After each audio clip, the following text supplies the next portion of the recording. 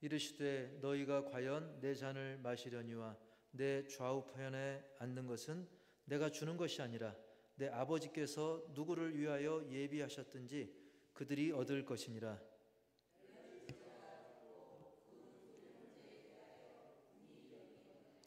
예수께서 제자들을 불러다가 이르시되 이방인의 집권자들이 그들을 임의로 주관하고 그 고관들이 그들에게 권세를 부리는 줄을 너희가 알거니와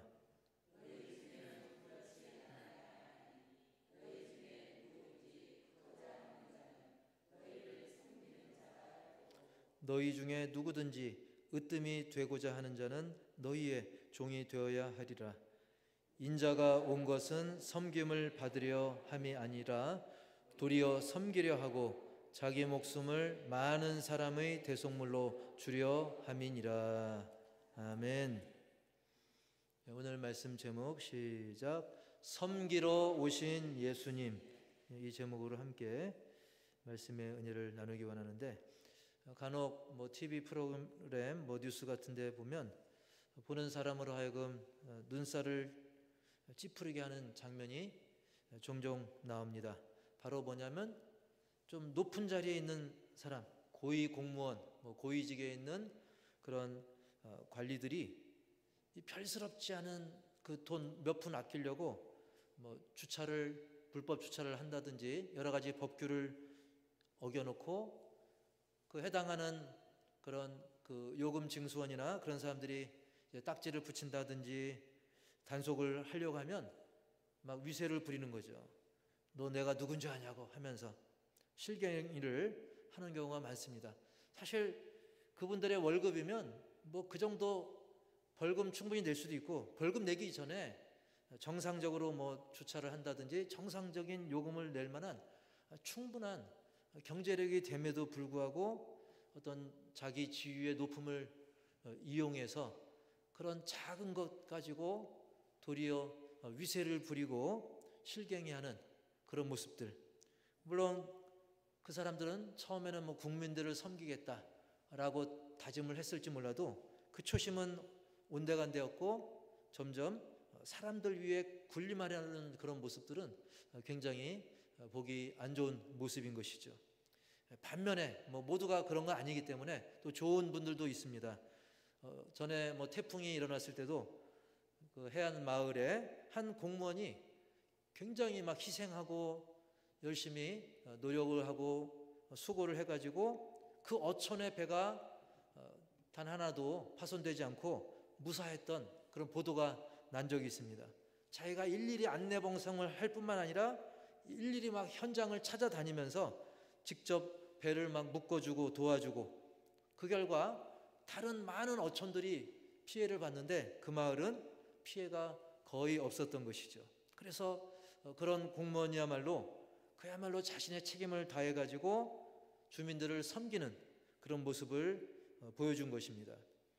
자, 그런데 이런 일들이 오늘 말씀과 무슨 상관이 있냐면, 오늘 말씀에서도 이 모든 사람들 그 마음 한켠에 자리 잡고 있는 어떤 인간의 권력욕, 그런 욕심들, 그리고 그와는 반대로 주님이 원하시는 그 섬김의 도, 이 두 가지를 비교하면서 우리 주님이 말씀을 해주시고 있는 것입니다. 사실 당시의 상황은 심각한 상황이었죠. 예수님이 제자들을 따로 불러가지고 이제는 내가 넘겨진다, 그리고 죽임을 당할 것이다, 게다가 채찍질 당하고 이제 십자가에 못 박힘을 당할 거다. 얼마나 안타깝습니까? 하지만 제3일에 살아날 것이다. 이것까지 굉장히 진중한, 굉장히 심각한 말씀을 예수님이 제자들에게 하셨었어요.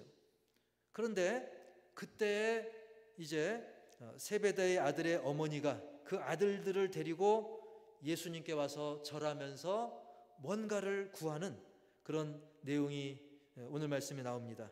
자, 특별히 예수님의 12 제자들 중에서 야고보와 요한은 한 형제였습니다.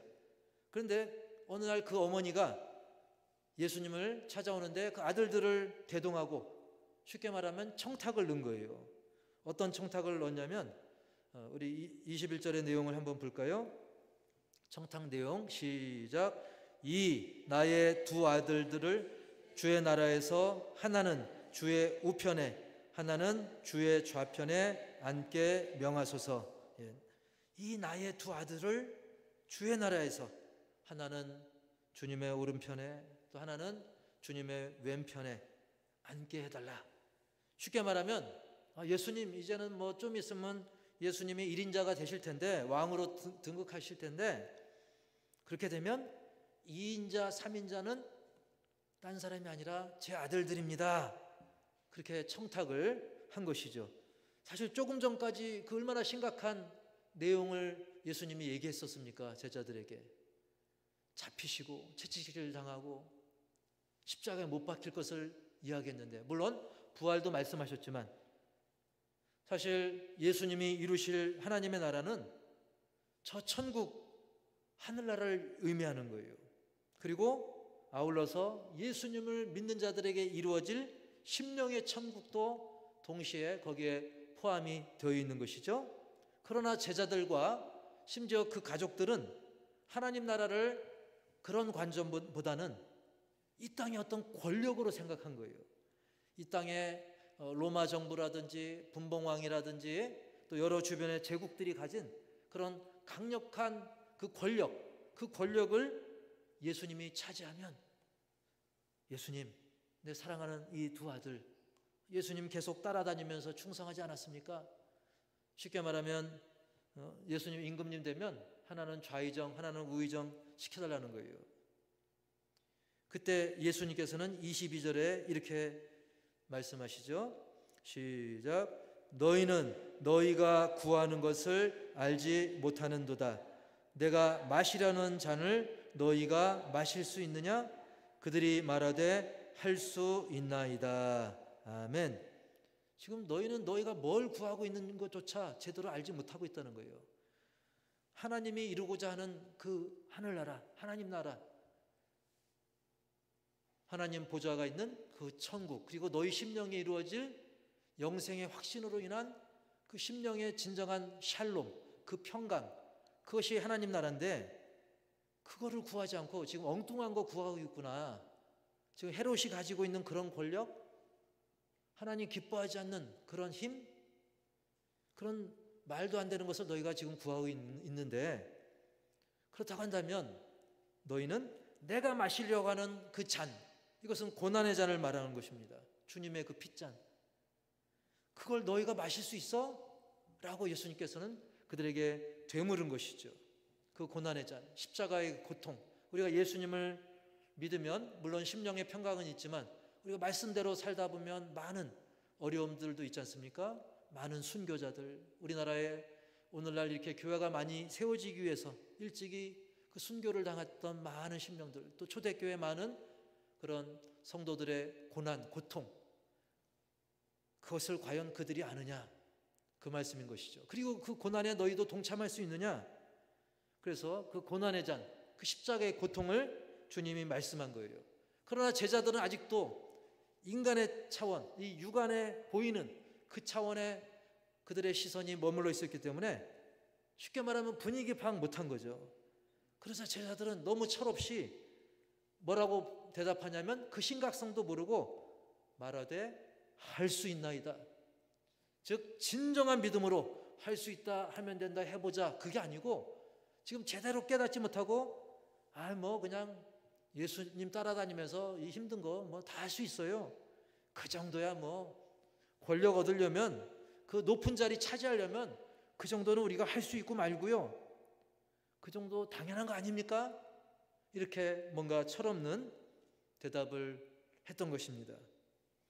그러자 예수님께서는 그래, 너희가 비록 너희가 말하는 게 무슨 뜻인지도 잘 모르고 대답하고 있지만 어쨌든 언젠가 때가 되면 너희 제자들도 예수님의 고난의 잔을, 나의 이 고난의 잔을 제대로 마실 때가 올 것이다. 그리고 하나님께서 예비한 대로, 너희가 일한 대로, 믿음대로 상급을 받을 것이다 라고 말씀하시면서, 그러나 그 상급은 사람의 뜻으로 받는 것이 아니라 하나님의 주권으로 받는다는 거예요. 따라서 해볼까요? 상급은 하나님의 주권이다. 예. 그러니까 너희들 마음대로 재단하지 말고 중요한 것은 내 잔을 마셔라. 너희도 그 고난에 동참하고 믿음으로 살고 뭔가 상급을 노리려고 하지 말고 믿음으로 제자의 도를 다하면 상을 주시는 분은 하나님께서 알아서 맞게 다 예비된 대로 하나님께서 주신다는 거예요. 즉 예수님을 따라서 어떤 고난이 있다 할지라도 충성을 다하면 하나님께서 하나님의 주권으로 거기에 맞는 상급을 줄 테이니 너희는 그냥 충성을 다하면 된다. 물론 제자들은 그 깊은 뜻은 잘 모르고 엉뚱한 기대 그리고 질투에 사로잡혀 있었던 것이죠. 그래서 쉽게 말하면 그 야고보와 요한은 어떻게 생각했냐면 그래 뭐 언젠가 때가 되면 우리가 좀 예수님 따라다니느라고 좀 고생은 하겠지만 우리 어머니의 청탁대로 우리 한자리 하겠구나 그렇게 생각한 것입니다. 그리고 그걸 바라보는 다른 10명의 제자들 어떻게 생각했을까요? 야 쟤네들 머리 좋네? 그게 아니겠죠. 어머나 쟤네들 지금 뭐 하는 거야? 별꼴이네? 이렇게 또 질투를 했던 것이죠. 즉 그 두 제자나 또 나머지 10 제자나 질투하고 서로 견제하고 거기에 또 어머니들도 치맛바람 일으키고 그랬던 모습인 것입니다. 그래서 이런 분위기를 너무나 잘 아시는 예수님께서는 이제 예를 들어서 말씀하시기를 이방 나라 즉 세상의 집권자들은 자기 백성들을 막 임으로 주관하고 권세를 부리고 군림을 하지만 신자요 제자들인 너희들은 그래서는 안 된다. 그러면 안 되는 것이다. 즉 하나님의 나라는 어떤 신분이 높은 자가 낮은 자를 억압하고 군림하고 그렇게 통치하는 것이 아니라 오히려 서로 섬기고 아끼고 사랑하는 것이 하나님 나라의 원리라는 사실입니다. 교회도 마찬가지고 우리 신자들의 모임은 어떤 신분 고하를 정하고 그래서 높은 사람이 낮은 자를 억압하고 그게 아니라는 겁니다. 하나님은 질서의 하나님이기 때문에 그 뭐 명칭이 좀 다를 뿐이고 그 달란트가 다를 뿐이지 어떤 그것을 가지고 권력 삼아서 통치하려고 하는 그런 군림하려고 하는 그것은 하나님 나라가 아니라는 것을 분명히 말씀하신 것이죠. 그게 26절과 27절의 말씀입니다. 우리 26절, 27절 시작.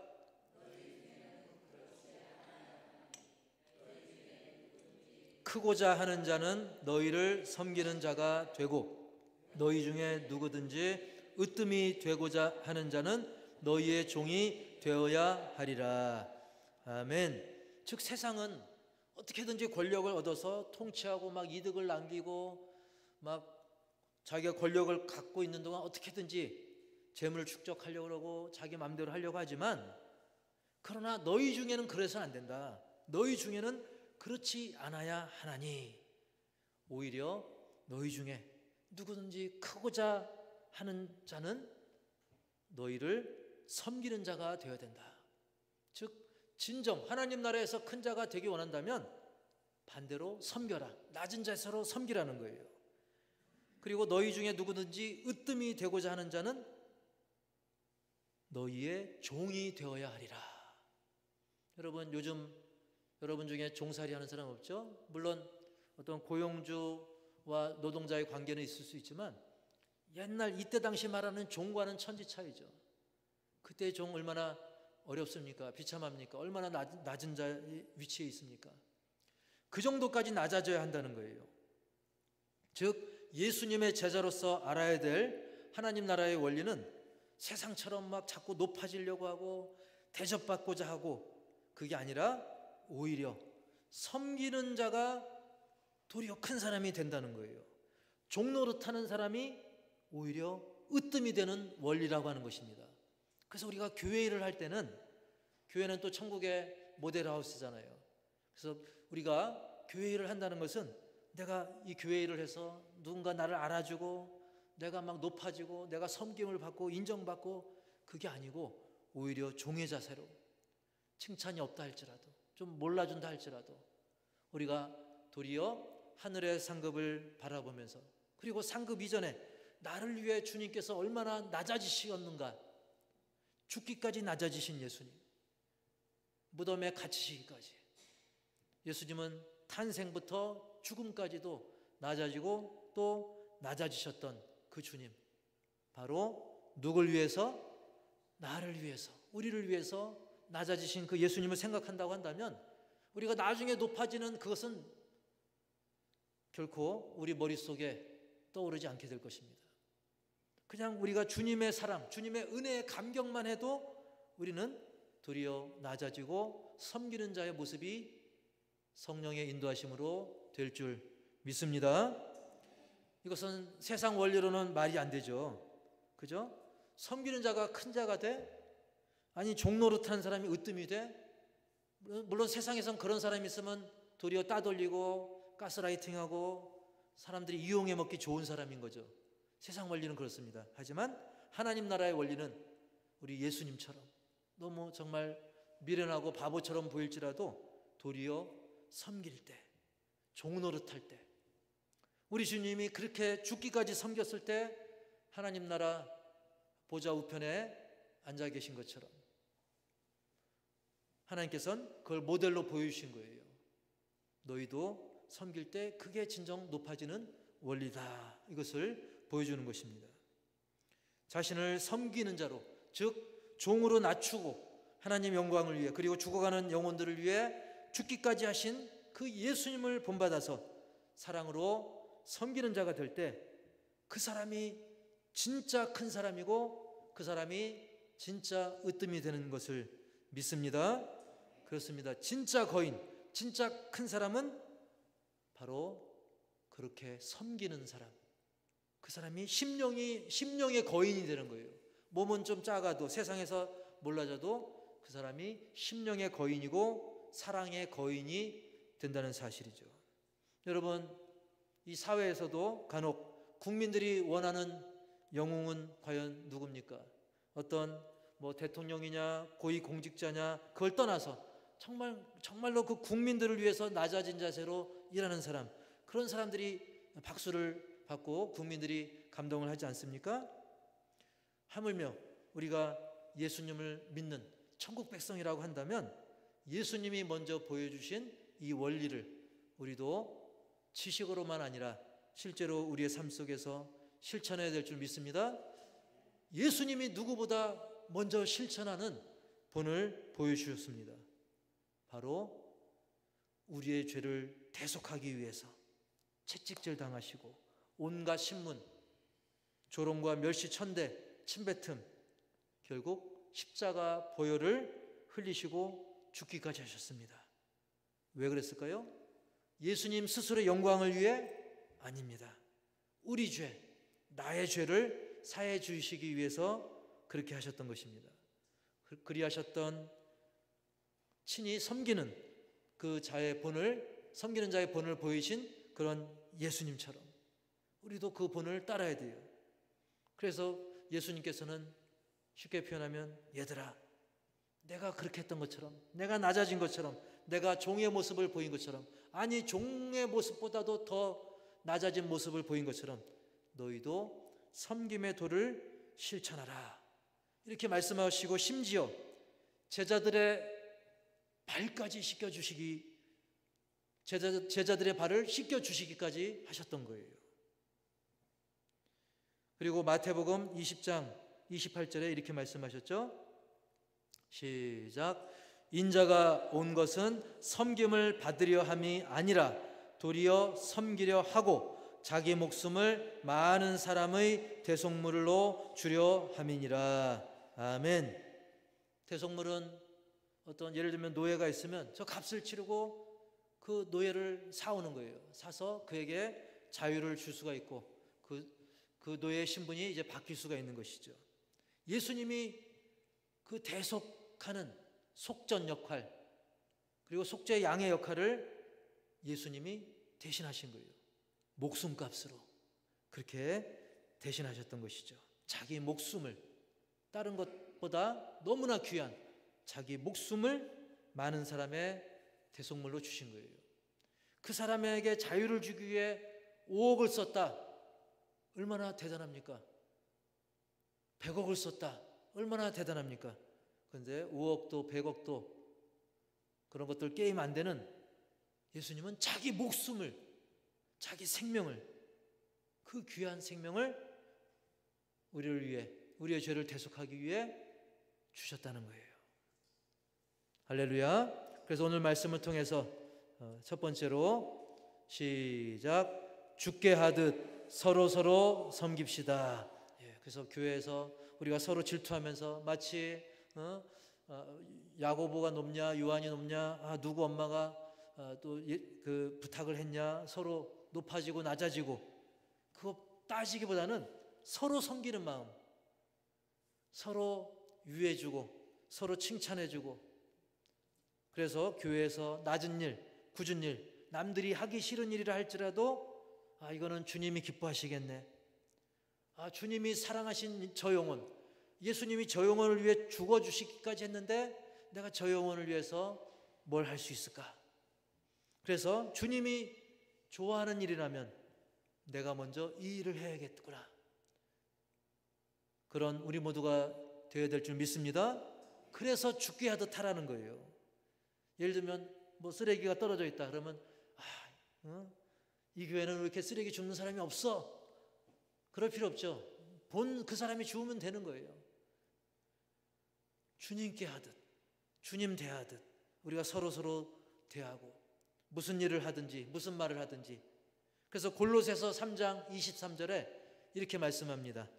시작, 무슨 일을 하든지 마음을 다하여 주께 하듯 하고 사람에게 하듯 하지 말라. 아멘. 그래서 누군가를 도와주든지, 저렇게 리아카를 밀어주든 뭘 하든, 저렇게 마르다가 저렇게 섬길 때도 정말 어떤 막 비교하고 질투하니까 은혜가 떨어지잖아요.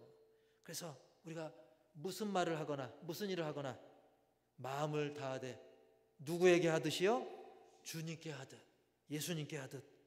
그렇게 할 때 그 교회는, 그 가정에는 하나님의 은혜와 평강이 넘치게 될 줄 믿습니다. 두 번째로는 시작, 교회는 함께 지어져 간다. 지금 건축 중인 장면을 하나, 선교지가 건축 중인 장면을 하나 따왔는데요. 여러분, 물론 우리 교회 호산나 교회는 다 지어져 있지만 영적으로는 계속 지어져 가는 줄 믿습니다. 교회는, 지상의 모든 교회는 사실은 건축 중이에요. 지상의 교회는 완벽하지 않기 때문에, 완벽하지 않은 사람들이 모여있기 때문에 계속해서 가다듬어져 가야 돼요. 그런데 마치 겉으로는 삐까번쩍 할지라도 영적으로 볼 때는 교회는 어떤 똑같은 조립식 판넬처럼 딱딱딱딱 똑같은 재질이 아니라, 사실은 제가 조금 전에 그 그림에 축대 그림 해놓은 이유가 있어요. 저 보면 돌이 다 달라요. 돌이 다 다른데 건축자가 그걸 다 다듬고 딱딱 맞추잖아요. 교회가 그런 곳입니다. 우리 한 사람 한 사람이 오늘 이렇게 앉아 계신데 다 다릅니다. 서로 장단이 다르고 성품이 다르고. 그런데 우리 건축자이신 예수님 안에서, 또 성령 안에서 우리가 계속 가다듬어져 가면서 서로 아구가 맞아가는 거예요. 교회는 함께 지어져 가는 것입니다. 그래서 에베소서 2장 22절 보면 시작, 너희도 성령 안에서 하나님이 거하실 처소가 되기 위하여 그리스도 예수 안에서 함께 지어져 가느니라. 아멘. 성령님께서, 그리고 우리 마음엔 또 하나님을 모시고 계신 것이잖아요. 그러나 우리는 여전히 뭐가 나 있고 서로 어우러지지 못한 부분이 다 있어요. 왜? 사람이니까. 그것을 우리가 말씀 가운데, 기도 가운데 성령님께서 우리의 성품을 다듬어 주셔가지고 1년 전과 지금이 다르고 지금과 1년 후가 다르게 계속 함께 아름답게 지어져 가는 거예요. 그래서 우리가 과거를 돌이켜보면 그 부끄러운 모습들이 있었지만 또 1년 지나면 지금이 또 부끄러워 보이는 모습이 분명히 있을 것입니다. 그럼에도 불구하고 우리는 주님이 부르시는 그날까지 섬기러 오신 예수님, 죽기까지 섬기러 오신 예수님을 본받아서 예배의 삶, 찬양의 삶, 그리고 하나님이 내게 붙여주신 영혼들, 이웃들을 섬기는 그런 삶을 통해서 우리 교회 공동체가, 그리고 이웃의 모든 교회, 그리고 선교제에 이르기까지 우리가 함께 예수님을 닮아가는, 그래서 주님 기뻐하시는 우리 지상의 모든 교회 공동체로 함께 아름답게 지어져 가기를 주님의 이름으로 간절히 축복합니다.